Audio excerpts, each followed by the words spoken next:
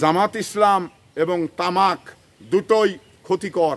কারণ জামাত ইসলাম ইসলামকে ক্ষতি করছেন, ইসলামকে ধ্বংস করছেন।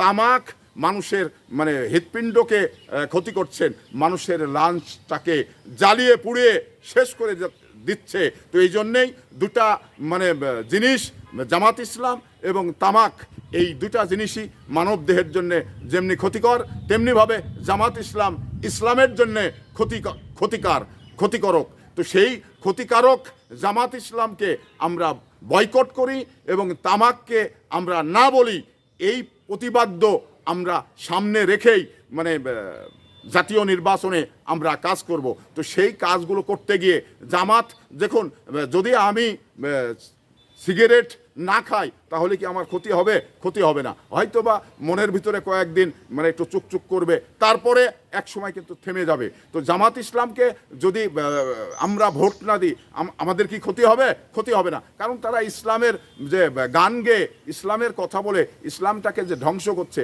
তো এই জায়গা থেকে আমরা ইসলাম ভীরু মানুষ, আমরা ধর্মভীরু মানুষ, সবাইকে রুখে দাঁড়াতে হবে এই জামাতকে প্রতিরোধ করার জন্যে, জামাতকে বর্জন করার জন্যে।